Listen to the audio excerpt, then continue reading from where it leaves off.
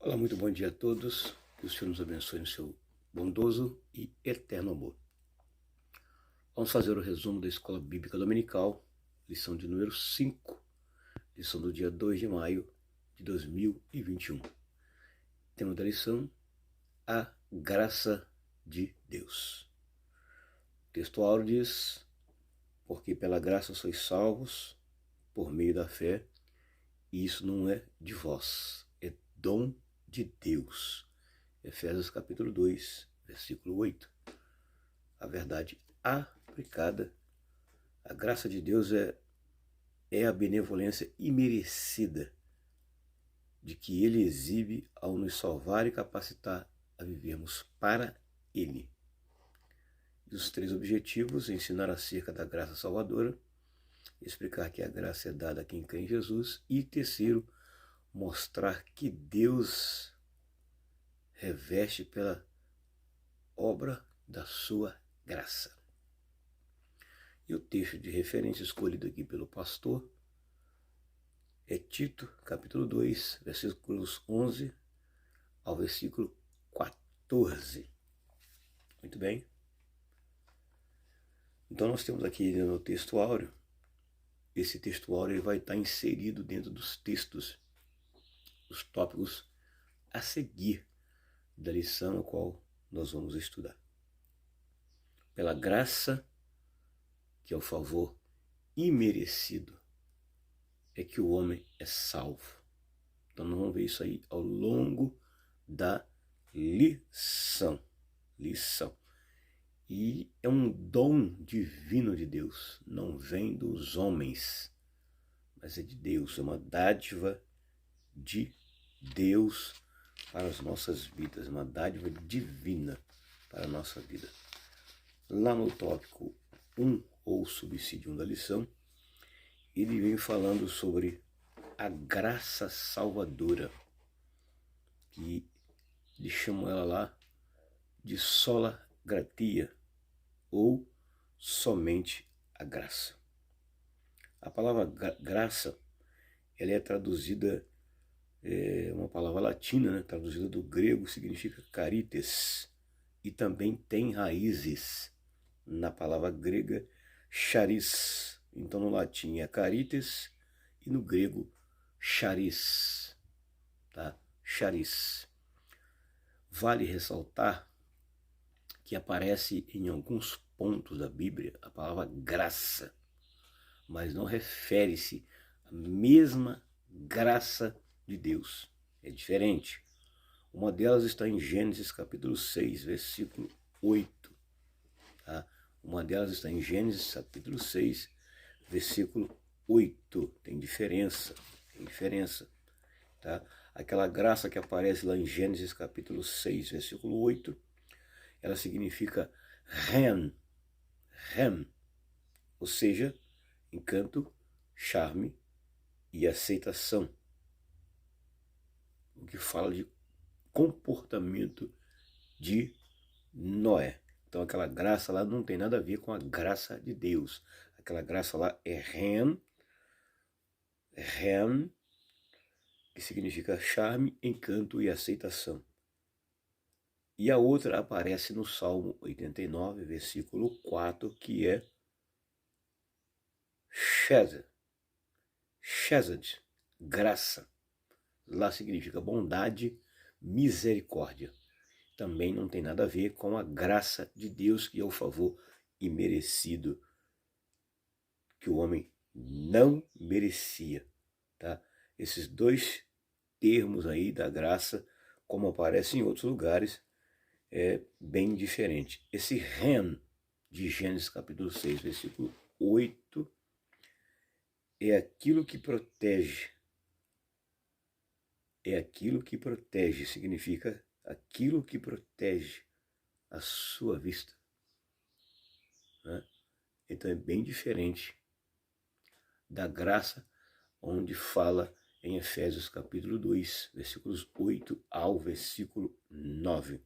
É bem diferente. Pela graça, aí sim, charis. O intermediário no meio aí é a palavra fé. Tá? é uma dádiva que não vem do homem, mas de Deus, que se resume no presente, é um presente, um dom, boa vontade, um benefício. Esse é o termo da graça charis, ou a graça de Deus. Quer dizer que veio de Deus, é um atributo comunicável. Nós estudamos na lição passada aí que os atributos comunicáveis e incomunicáveis, graça, bondade, amor, benevolência, aparece nos atributos comunicáveis, que são aqueles que Deus compartilha com o homem. Com o homem. Lá no tópico 1.1, ele vai dizer lá da seguinte forma: a graça de Deus é fator imprescindível para a salvação eterna. Ou seja, o homem, para ser salvo, ele precisa da graça.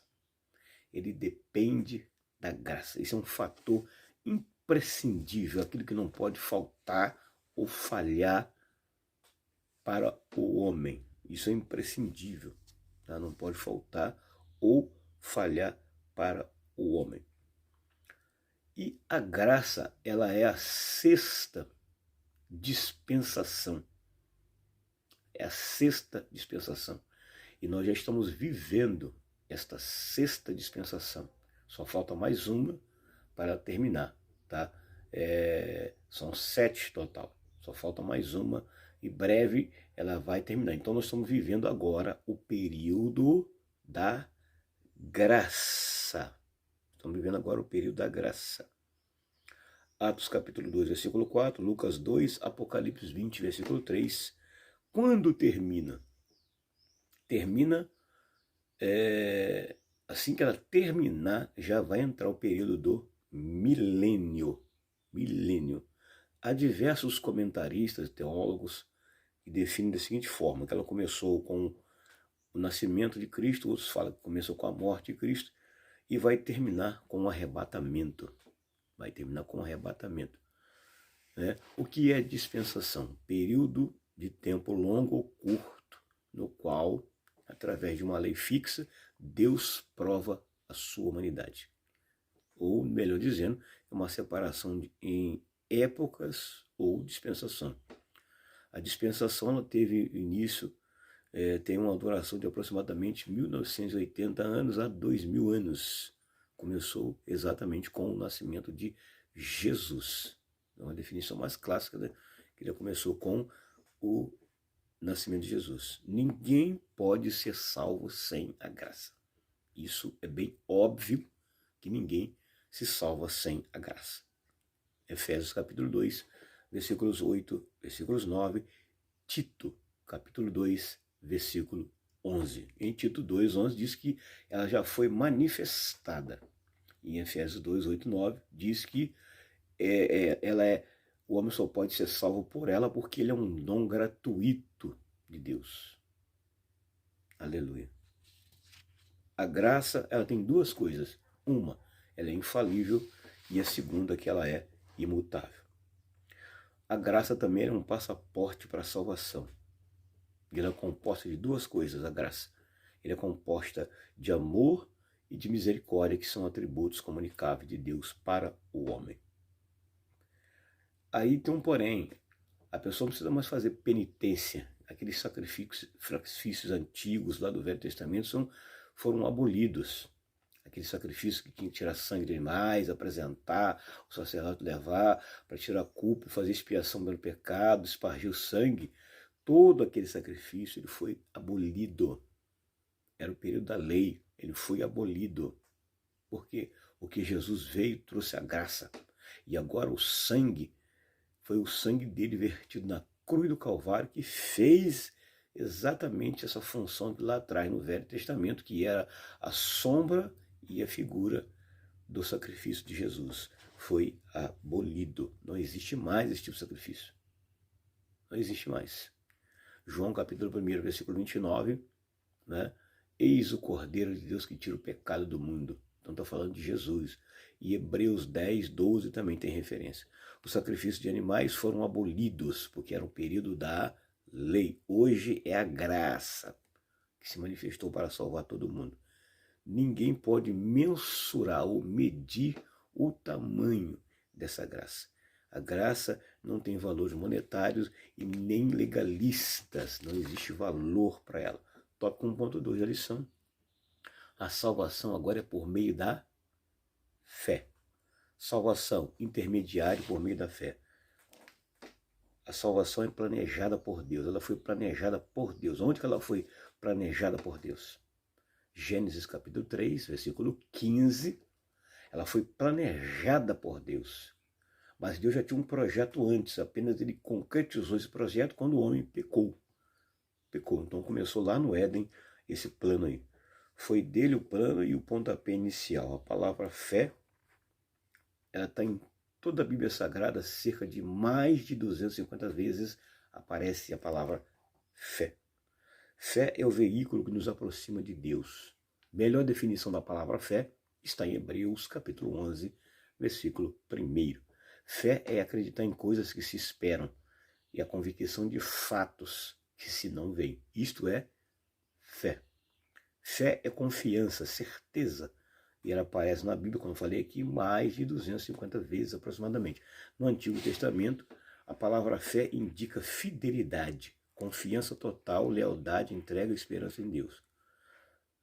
Para ter fé é necessário compreender aquilo que você acredita. Sem isso não é fé verdadeira. Deuteronômio 32, 20, Abacuque 2, versículo 4. A palavra fé também ela vem do latim, que significa acreditar. No francês, a palavra fé é dar importância. Do latim, ela é traduzida como trazer para dentro. No grego, fé é pistis. No hebraico, fé é emuná. No grego, pistia, acreditar. No latim, fidelis, fidelidade. Tópico 1.3, a salvação não vem das obras. O meio pela qual Deus usou para nos vivificar. Vivificar aqui significa dar vida, animar. E o que Deus usou para dar vida e animar o homem? Ele usou exatamente a matéria inerte e transformou essa matéria inerte em ser vivo. Ele usou também Jesus para isso. Porque com o pecado, o homem ele adquiriu para si duas mortes. Morte física e a morte espiritual. Tanto é que Hebreus 9, 27 vai dizer que está ordenado aos homens morrerem uma vez só, vindo depois disso a morte. Então não tem jeito. E também a Bíblia diz que, bem claro, bem explícito, que através de um homem entrou o pecado no mundo e a morte. Então duas coisas, o pecado e a morte. E um outro homem, um Adão mais velho, que é Jesus, trouxe a vida. Então a palavra vivificar significa dar vida, animar. Animar significa restituir a vida, reanimar. E para isso Deus usou dois atributos comunicáveis para reanimar ou reavivar o homem. Ele usou a misericórdia e usou a graça, atributos comunicáveis. Deus utilizou essas duas ferramentas. E através de quem, outro ponto importante, Deus usou isto? Através de Cristo. A graça foi manifestada, trazendo salvação a todos os homens, isso inclui todas as pessoas. O intermediário entre Deus e os homens é Cristo e a fé. Efésios 2, versos 8 e 9. A graça não vem de nós, mas sim de Deus. Também ela não vem pelas obras. Obras são méritos também, não vem daí também não. Romanos 6, 23, eu deixei uma referência lá.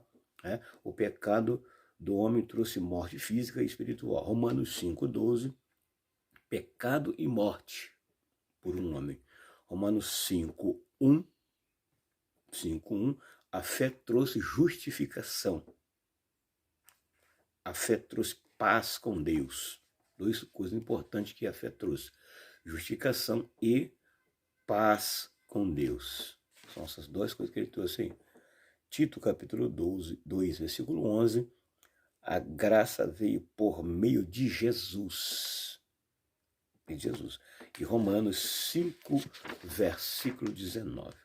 Onde abundou o pecado, superabundou a graça. Onde abundou o pecado, superabundou a graça. Obras não salvam ninguém.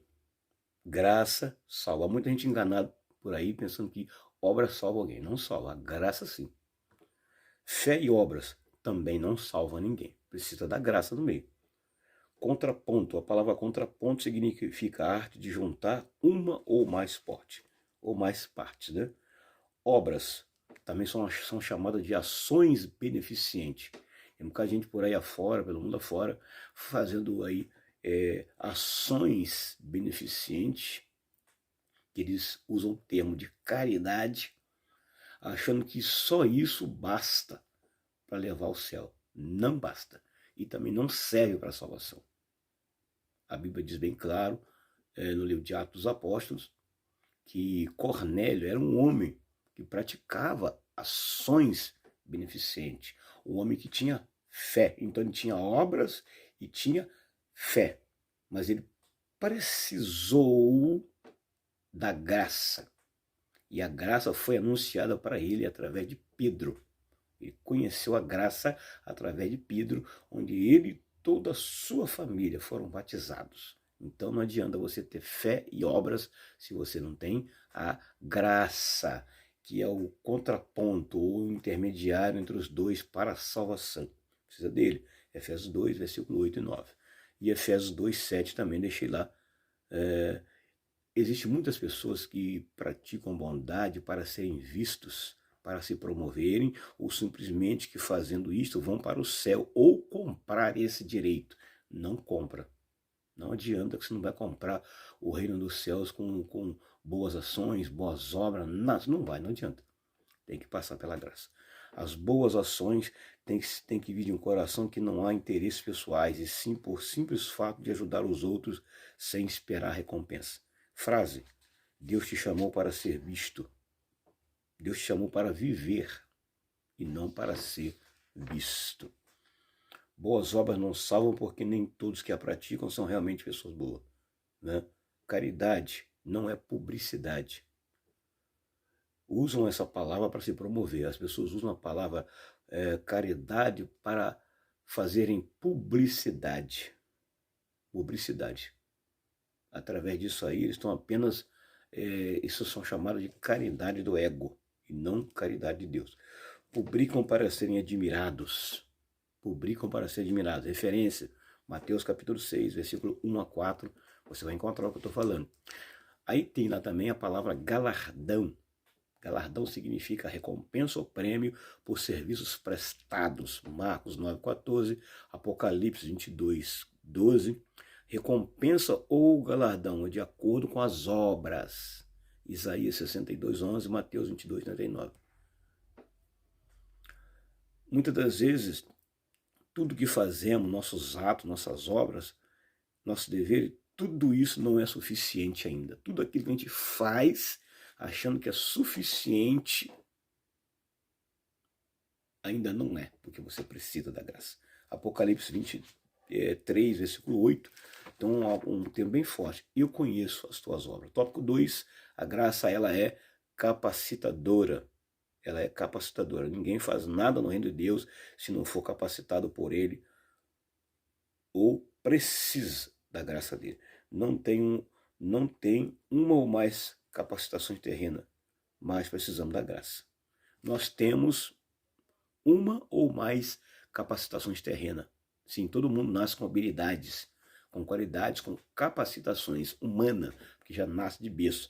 Mas você precisa da segunda capacitação, que é espiritual, que é a de Deus. Para atender a capacitação, você precisa dela. Aí eu deixei referência em Mateus 25, 14 ao 30, onde vai falar da parábola dos talentos, né? Capacitação material. Ali aquelas pessoas envolvidas na parábola tinham capacitação material, que nasceu de berço, já vieram com eles, acompanha eles, mas precisou da capacitação espiritual, que é aquela que a pessoa recebe de Deus. A parábola dos talentos é uma exortação a usar os dons dados por Deus a serviço do reino de Deus. Também fala de habilidades pessoais ali na parábola do talento. Talento é a capacidade para exercer determinada ocupação ou para desempenhar atividade. Tópico 2.1, a graça de Deus capacita a viver uma vida cristã. A graça capacita a viver uma vida cristã. É para isso que a graça serve, né? Capacidade dada por Deus para viver diário. Capacidade dada por quem? Por Deus. Para fazer o quê? O viver diário. Aí tem uma palavra chamada glória, nesse tópico 2.1, que não é glória de Deus. A glória de Deus é chamada kabod. A glória do homem significa honra, fama. É bem diferente, tá? É bem diferente. Quando a pessoa faz um bom serviço, que ele é reconhecido, alguém vai botar ele num pedestal, vai dar honra para ele, honra, glória, principalmente no exército. Quando a pessoa ganha uma conquista lá, a pessoa recebe medalha, ele é honrado, né? Recebe glória. Isso é humana. A de Deus é chamada kabod, que somente Deus recebe, mas ninguém. Glória, mesmo que honra ou fama, que se alcança por virtudes, talentos, boas ações e por características excepcionais. Isso aí é glória, mas humana, do homem, não de Deus. Tá? Só para definir essa palavra aí. Só a graça capacita o homem. Para quê? Para que tenhamos uma vida saudável. Exemplo, sal da terra, luz do mundo. Há outros exemplos. Definindo isso aqui, resumindo, é para que nós tenhamos um bom testemunho, darmos um bom testemunho, tanto para os de dentro. A palavra de dentro significa para as pessoas da comunidade evangélica, você tem que dar um testemunho. Depois para os de fora, uma vida saudável, exemplo, sal da terra e luz do mundo. Ter uma vida irrepreensível, né? Uma vida irrepreensível é para você não dar margem à censura ou à repreensão, para ninguém ficar te repreendendo. Aqui também fala de caráter, fala de testemunho. Existe uma palavra que eu gosto muito de falar nela, chamada testemunho. Testemunho é mau exemplo, má conduta, má índole. Isso é testemunho, tá? Aleluia. E também tem no tópico 2.1 uma palavra chamada opróbio, que significa vergonha, vexame. Há pessoas que dão verdadeiras vergonha, vexames, dizem que são uma coisa que não é. Precisa realmente você dizer quem você é, o que você é. A sociedade precisa reconhecer Cristo na sua vida. Mateus 5,16, vou deixar essa referência muito importante que se encaixa aqui nesse texto. Resplandeça a vossa luz diante dos homens para que vejam as vossas boas obras e glorifique a vosso Pai que estás no céu. Tá? E também aparece aí nesse tópico a palavra renúncia, que quer dizer negar ou recusar alguma coisa, rejeitar. Isso é renúncia. E as pessoas não querem. Jesus falou que quem quiser ser seu discípulo, ou quem quiser segui-lo, deve primeiro renunciar, deixar, negar a si mesmo, rejeitar algumas coisas. As pessoas querem vir para o Evangelho, entrar no Evangelho, ficar no Evangelho com bagagens velhas. E não pode, tem que deixar alguma coisa. Alguma coisa tem que deixar para trás. Né? Tem que deixar. E também aparece aí nesse tópico a palavra chamada esvaziar-se a si mesmo. Aí significa tornar-se vazio, retirar conteúdo de alguma coisa. Uma garrafa cheia d'água, uma garrafa cheia de Coca-Cola. Se eu tirar o conteúdo de dentro, jogar fora, o que eu estou fazendo com a garrafa? Eu estou esvaziando a garrafa. E na vida espiritual é a mesma coisa. Tirar alguma coisa que está dentro da nossa vida que atrapalha a nossa comunhão e a nossa conduta com Cristo. Tópico 2.2. A graça capacita o homem para o ministério, para o desempenho no ministério. Grandes homens do passado, como Moisés, Abraão, Jeremias, Isaías, Bezalel, e outros mais foram capacitados para a obra de Deus, tá? Através de quê? Da graça. Então a graça de Deus, ela também esteve presente no Velho Testamento, como está presente no Novo Testamento. Então está na Bíblia toda a graça. E ela usou esses homens lá. Tem referências em Atos 4:33, Atos 14:26, né? A graça não somente nos aceita na família de Deus, mas também separa, supre o poder que precisamos para o viver diário. Efésios 1, verso 4, versículo 6, eu deixei também referência, também nos capacita para sermos santos, ou seja, separados. A graça também capacitou homens do Velho Testamento. A graça capacitou também Paulo, 2 Coríntios 11:22. Jesus diz, não foram vocês que me escolheram, mas eu vos escolhi. Jesus também falou disso aqui. A graça nos torna capazes, a graça nos torna perfeitos, a graça traz maturidade espiritual, a graça nos torna obreiros aprovados, a graça nos dá poder para realizar serviços especiais para Deus. Bezalel era um homem excepcional, mas depois que Deus chamou ele e encheu ele do Espírito, Bezalel começou a fazer coisas extraordinárias e excepcionais e admiráveis na obra, porque ele recebeu de Deus capacitação espiritual para serviços excepcionais. Tópico 2.3, a graça dá suficiência para todas as necessidades humanas. Aí nós temos referência eu deixei referências em Filipenses 4:19, né? Deixei referências também em Êxodo 17:6, Êxodo 16, versículo 4:31, Isaías 64:4, 2 Reis, capítulo 4, versículo 1:8. Então aí, esse tópico 2.3, eu deixei essas referências aí que vão falar de necessidades humanas que foram supridas. Significa que Deus também ele é capaz de suprir necessidades humanas para esses dias atuais. Se for o resumo da parte 2.3, tópico 3 da lição. Graça e livre-arbítrio. Está lá no tópico 3 da lição. Graça, favor imerecido de Deus. E livre-arbítrio, possibilidade de decidir escolher uma função da própria vontade. Em função da própria vontade. Oportunidade de tomar decisões por vontade própria, seguindo o próprio discernimento e não se pautando numa razão, motivo ou causa. Isto é livre-arbítrio. Enquanto que a graça é favor imerecido. O livre-arbítrio aparece também lá no Velho Testamento, que é o poder de escolha, né? Decisão própria da pessoa tomar decisões. Aparece no Velho Testamento, aparece no Novo Testamento. No Velho Testamento tem várias partes a palavra livre-arbítrio. Tem no livro de Gênesis, tem no livro de Josué, capítulo 24, versículo 15, ali aparece também a palavra livre-arbítrio, que é a escolha, é a tomada de decisão, aparece. No Novo Testamento tem várias partes, tanto de Mateus como de Apocalipse. Então a decisão é sua, mas cuidado com as consequências. Deixei uma referência aqui nesse texto também de Provérbios 14:12. Há caminhos que ao homem parece direito. Há texto que vai dizer bom, mas o final deles é morte. Aí fala também de poder de escolha, livre-arbítrio, decisões que a pessoa precisa tomar. Às vezes a pessoa toma a decisão achando que é certo e no finalzinho tem as consequências. Lembrando que eu anotei aqui também, tá?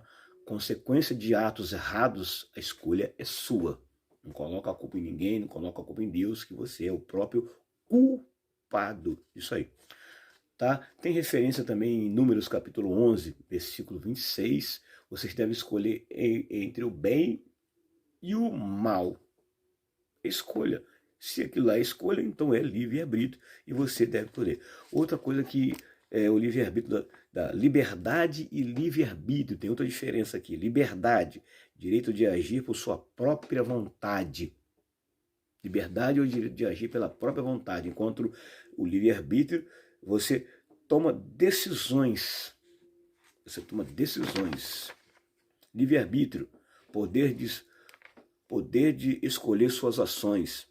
manifestação da graça no Antigo Testamento, manifestação da graça no Novo Testamento, eu anotei aqui, assim como reações no Antigo e Novo Testamento, rejeições da graça, houve rejeições no Velho e no Novo Testamento. Tá?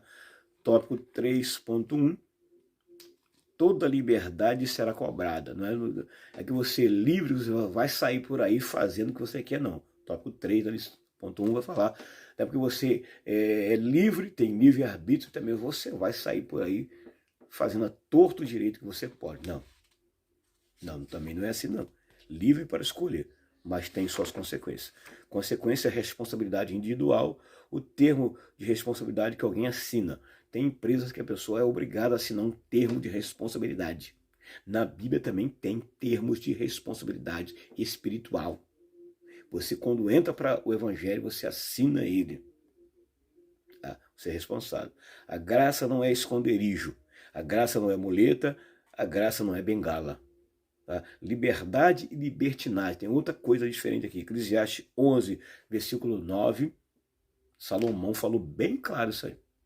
Vai, aproveita a sua vida com a mulher que você ama. Mas cuidado. Deus vai te trazer em conta em juízo. A Eclesiastes 11, 9 fala muito isso aí. Tá? Muito isso aí. Usar a liberdade com moderação, equilíbrio. Tomar cuidado para não tomar ou fazer escolhas equivocadas. Provérbio 14, 12. Eu deixo esse texto aí, tópico 3.2. A graça de Deus não é sinônimo de fazer o que quer. Um presente de Deus ao homem, sua graça. Presente para ser usado, o presente não pode ser usado de qualquer maneira. Um presente especial que o homem não merecia, por isso chamado de favor imerecido ou graça. Graça também é chamada de bondade. Alguém bondoso, Deus deu de graça, ainda que o homem não merecia, um presente, bondade. Não é permissão para fazer o que quer, também não. Você não pode sair daí. Muitos se prendem em uma vez salvo para sempre salvo. Não é assim. Mateus 24:13 diz, perseverar até o fim. E Apocalipse 2:10, 2 Coríntios 5:17, se alguém estiver em Cristo, nova criatura é. Colossenses 1:13, também deixei essa referência. Para que a graça veio? Para alcançar pessoas do jeito que elas estão hoje. A graça veio para isso. Né? E agora servir a Deus de uma maneira suficiente. Ou seja, depois que você foi alcançado, você tem que servir a Deus agora de uma maneira diferente. O que a graça nos ensina? A abandonar a impiedade, a abandonar paixões mundanas. Qual é o nosso testemunho agora? Eu anotei lá em Tito 2:12. Nós vivemos uma vida sóbria, justa e piedosamente. Significa o nosso testemunho agora, depois que abraçamos a graça. Aí nós temos referência lá em Gálatas 5:22, 23, vai falar das obras da carne, vai falar dos frutos do Espírito. E o último tópico, que é o tópico 3.3, é preciso permanecer. Esse tópico aqui eu resumi da seguinte forma: permanecer é uma escolha pessoal. Permanecer tem que ter atitude da pessoa. Requisito da graça: quem recebe algo tem que conservar para não perder.